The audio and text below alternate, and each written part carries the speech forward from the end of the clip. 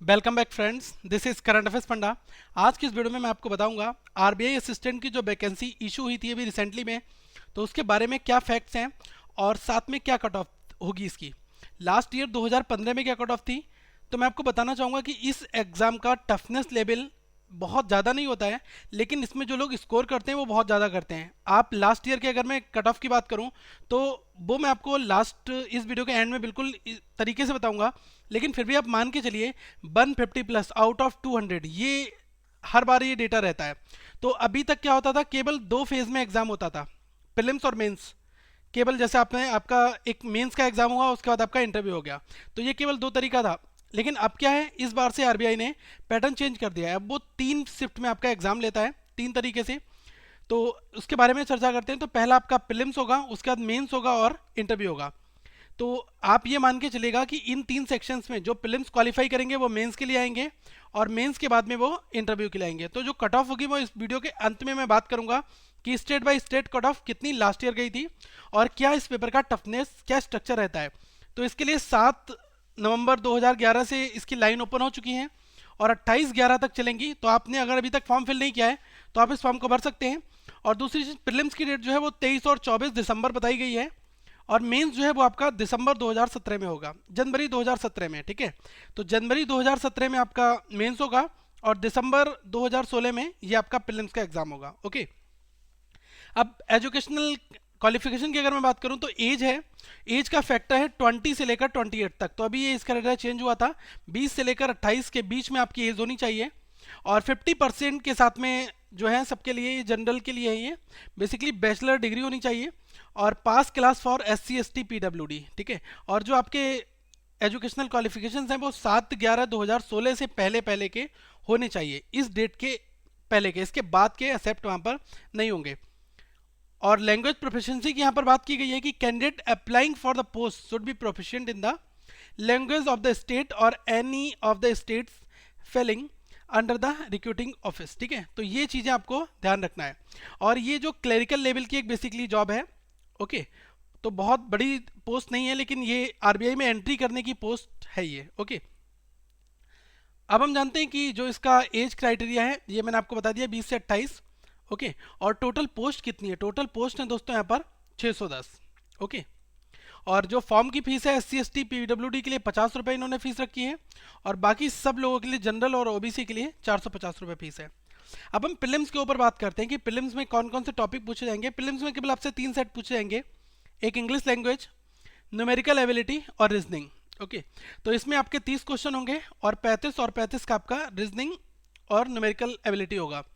Completely आप ये मान के चलिए कि आईबीपीएस पीओ का जो प्रीलिम्स का एग्जाम होगा या फिर आरआरबी का आपका आईबीपीएस क्लर्क का प्रीलिम्स का एग्जाम हुआ था, वही लेवल आपका यहाँ पर रहता है। ओके, 1 घंटे का टाइम मिलता है। प्रीलिम्स में आपकी निगेटिव मार्किंग होती है 1/4। तो जो लोग प्रीलिम्स को क्वालिफाई कर लेंगे उनका मेंस का एग्जाम होगा। अब मेंस में क्या टॉपिक आएंगे? Reasoning, English, numerical ability, general awareness और कंप्यूटर। ये आपसे 5 सब्जेक्ट पूछे जाएंगे और सारे के सारे 40-40 क्वेश्चन होंगे और जो मार्क्स हैं वो भी 40-40 का होगा। और कंपोजिट टाइम यहाँ पर दिया होगा कि लगातार 2 घंटे आपको इस पेपर को देना होगा। ठीक है, सेक्शनल नहीं है, जैसा कि आईबीपीएस पीओ और आईबीपीएस क्लर्क में सेक्शनल रख दिया है, ऐसा कुछ नहीं होगा। वहाँ कंप्लीटली 2 घंटे आपको कंपोजिट टाइम दिया जाएगा। 200 क्वेश्चन होंगे, 200 नंबर के। तो जो लोग मेंस को क्वालिफाई करेंगे, यहाँ पर भी आपकी निगेटिव मार्किंग होगी 1/4। तो जो लोग मेंस को क्वालिफाई करेंगे वो इंटरव्यू के लिए आएंगे। ओके, अब इंटरव्यू की बात करूं तो इंटरव्यू आपका 35 मार्क्स का होगा। ओके, और आप ये मान के चलेगा कि प्रीलिम्स और मेंस दोनों में आपकी निगेटिव है, तो लास्ट में जो कट ऑफ आपकी तैयार होगी वो इस इंटरव्यू के मार्क्स को भी लेते हुए तैयार होगी। ठीक है, तो इन चीज़ों का आपको बहुत ज़्यादा ध्यान वहाँ पर रखना होगा। अब कौन कौन से टॉपिक पर हमें बहुत ज़्यादा फोकस करना है आरबीआई के लिए, तो ये मैं आपको बता दूं कि जो सिलेबस है वो आपका प्रीवियसली जो मैं बता चुका हूँ उसी से मिलता जुलता है। सेलोग्जाम के क्वेश्चंस का लेवल इजी रहता है और वहाँ पर आपसे 5 मार्क्स पूछता है। सीटिंग अरेंजमेंट और पजल टेस्ट यहाँ से ये कंबाइंड फॉर्मेट में आते हैं, 10 से 15 नंबर के। इनइक्वलिटीज 5 नंबर का पूछता है। इनपुट आउटपुट ये ऑप्शनल रहता है, पूछ भी सकता है नहीं भी पूछ सकता है। कोडिंग डिकोडिंग आपसे पूछता है या फिर इन दोनों में से कोई एक ऑप्शनल चीज पूछेगा। और ब्लड रिलेशन और रैंकिंग ये हमारे मिसेलिनियस में रहते हैं। ओके, तो यही आपका प्रीलिम्स और मेंस दोनों में सिमिलर टॉपिक रहते हैं। अगर आपने ये सारे टॉपिक कवर कर लिए तो आप प्रीलिम्स और मेंस दोनों की प्रिपरेशन पैरेलल करते हुए चल रहे हैं। और क्वांट की बात करूं दोस्तों, क्वांट में नंबर सीरीज, अप्रॉक्सीमेशन और अरिथमेटिक, ये 3 चीज़ें आपकी बनती हैं, हर एक एग्जाम्स में एज यूजुअल आती हैं। डेटा इंटरप्रिटेशन आप 10 से 15 नंबर का आप मान के चलिए यहाँ पर रहता है, 10 नंबर तो रहता ही रहता है। और डेटा सफिशिएंसी ये नहीं रहता है, और ऑप्शनल है, हो भी सकता है, ठीक है। तो अभी लास्ट ईयर के एग्जाम्स में डेटा सफिशिएंसी नहीं आया था, लेकिन फिर भी आप इसको कवर कर लें। और क्वाड्रेटिक ये अगर आपसे पूछा जाएगा तो 5 मार्क्स का बल्क में आता है, लेकिन जो मेजर पोर्शन है वो ये वाला है और डीआई वाला पोर्शन है आपका, ओके। और अगर मैं इंग्लिश की बात करूं तो इंग्लिश में एज यूजुअल आपका reading comprehension, parajumble, cloze test, fill in the blanks और एरर स्पॉटिंग, ये चीज़ें आपसे वहाँ पर पूछी जाती हैं, ओके। तो इनके ऊपर आप जितनी ज़्यादा प्रैक्टिस करेंगे उतना अच्छा आप यहाँ पर स्कोर कर सकते हैं। अब दोस्तों कंप्यूटर की अगर मैं बात करूँ तो कंप्यूटर की हिस्ट्री और कंप्यूटर की जनरेशन, यहाँ से क्वेश्चन आपके बनेंगे। एमएस वर्ड, एक्सेल और पावर पॉइंट से क्वेश्चन आपके बनेंगे। इंटरनेट ऑपरेटिंग सिस्टम, यहाँ से आपके क्वेश्चंस बनते हैं बेसिकली, ओके।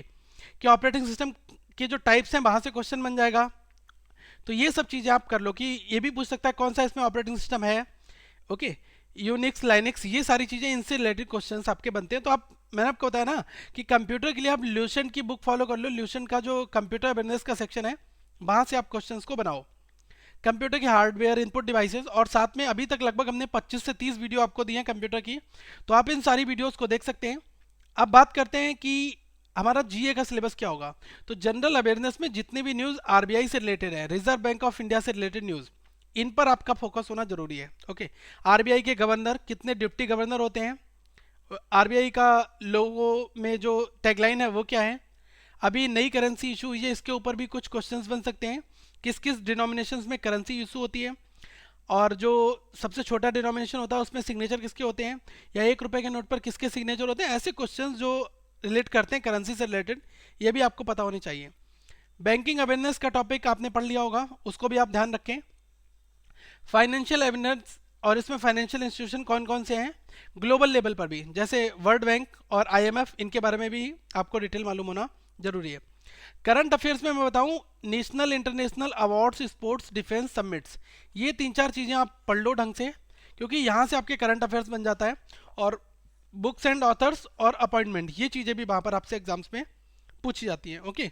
तो ये आपका कंप्लीटली 40 मार्क्स का आएगा, जिसमें आपका करंट का पोर्शन वो ज़्यादा रहेगा, लगभग आप मान के चलिए 20 क्वेश्चन आपके करंट से रिलेटेड आते हैं, ओके। तो हमें ये अप्रोच फॉलो करनी है। बाकी दोस्तों जनरल अवेयरनेस के ऊपर मैंने एक वीडियो बनाई है, आप इस वीडियो को जरूर देख लें, ताकि आपको ये पता चल जाएगा कि हमें डिटेल में कितना कुछ टॉपिक को यहाँ पर पढ़ना है बेसिकली, ओके। और टेस्ट सीरीज का क्या इंपॉर्टेंट रोल रहेगा उसके ऊपर भी हमें समझना पड़ेगा कि टेस्ट सीरीज कौन सी लें। जो आपको समझ में है वो टेस्ट सीरीज ले लो, लेकिन एटलीस्ट आप टेस्ट देना स्टार्ट करो। आप ये मान के चलो आपका एग्जाम 23-24 दिसंबर में है, तो अभी आपके पास लगभग 1 मंथ का टाइम है, और 1 मंथ में आप ये मान के चलो कि आपको पर डे एक टेस्ट देना है। आप ये डोज बना लो डेली कि पर डे एक टेस्ट दूंगा, देना है, और इसके बाद इसका एनालिसिस भी करना है। तो क्या होगा कि जो क्वेश्चन हमसे नहीं बन रहे हैं उनके ऊपर भी हम अपनी अच्छी कमांड कर सकते हैं। टेस्ट सीरीज जो भी मार्केट में अवेलेबल है, आप खुद जानते होंगे कौन सी अच्छी है, ओके। और साथ में टेस्ट प्रॉपर दें और अपने की नोट्स को रिवाइज करते रहें, तो ये आपका हो जाएगा। अब बात करते हैं कट ऑफ की। तो देखो कट ऑफ का सीन आपको बहुत जरूरी है समझना, क्योंकि इस पेपर में नंबर बहुत ज़्यादा लाने होते हैं। तो अगर मैं 2015 की यहाँ पर बात कर रहा हूँ, प्रीवियस ईयर की, तो दोस्तों ये क्या हुआ है, लास्ट ईयर अहमदाबाद थी, वहाँ पर जनरल की कट ऑफ 158 थी। और अगर मैं बात करूँ दिल्ली की, तो दिल्ली में 170, पटना में 170, पटना बिहार, ओके। और लखनऊ में 170.25। तो आप देख सकते हैं कि कानपुर, लखनऊ, यूपी, और ये जो एरिया है यहाँ पर 170 तक का टारगेट जो है ये अचीवमेंट हुआ है यहाँ पर, ठीक है। तो इस बार 2016 में जो एग्ज़ाम होगा, इसमें इन्होंने बस चेंज ये कर दिया कि पहले ये प्रीलिम्स का टेस्ट लेते हैं, उसके बाद ये मेंस लेंगे। तो लोगों को मौका नहीं मिल पाएगा कि इतने बड़े बड़े स्कोर्स को हासिल करने का, क्योंकि कुछ लोग जो भीड़ होगी वो प्रीलिम्स में ख़त्म हो जाएगी, और जो लोग मेंस में आएंगे, मेंस में बहुत क्रीमी लेयर होगी, और क्रीमी लेयर के बीच में आपका पेपर का लेवल भी थोड़ा चेंज होगा। क्योंकि पहले क्या होता था, पेपर का लेवल बहुत ईजी दे दिया जाता था, तो सारे लोग 200 में 200 लगा के आते थे। तो 170-180 के आसपास में ये कट ऑफ का सीन है, ठीक है। तो ये इतने नंबर लोग लेके आ रहे हैं, तो आप सोच सकते हैं कि जो कट ऑफ 170 है, तो बंदा 185 या 190 लेके आ रहा होगा, क्योंकि सिलेक्शन लेने के लिए भी यहाँ पर ये तो कट ऑफ रेंज है ना। तो ऐसा नहीं है कि आपके 170 मार्क्स आ गए तो आपका कट ऑफ क्लियर हो गया तो आपका फाइनल सिलेक्शन भी हो जाएगा। आप इंटरव्यू के लिए अपीयर कर देंगे वहाँ पर, लेकिन कट ऑफ से कम आप +10 मार्क्स आपके होते हैं, तभी आपका कट ऑफ का क्लियर करने का फ़ायदा होता है। तो इन चीज़ों को भी माइंड में रखना। लेकिन पेपर की प्रिपरेशन बहुत अच्छे तरह से करनी है। लेवल चाहे कैसा भी आए, लेवल इजी आता है तो इजी के हिसाब से हमें प्रिपरेशन को अपना वहाँ पर दिखाना होगा और पेपर अटेम्प्ट करना होगा। अगर पेपर का लेवल थोड़ा सा टफ हो जाता है तो उस अकॉर्डिंग हमें पेपर को वहाँ पर सेट करना होता है।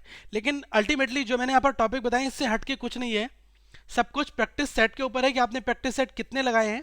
Okay, so friend, thank for watching this video and wish you all the best for your upcoming exams. और जिन लोगों को वीडियोस की जरूरत हो वो इस वीडियो में प्लेलिस्ट में जाएं और यहाँ पर आपको सारी वीडियोस क्वांट की मिल जाएंगी।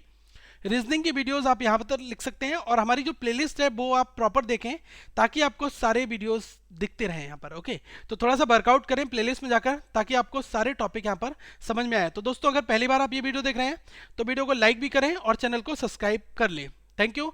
और ज़्यादा से ज़्यादा लोगों को इस स्ट्रेटजी के साथ शेयर करें अपने फ्रेंड सर्कल में। Thank you friends, have a good day.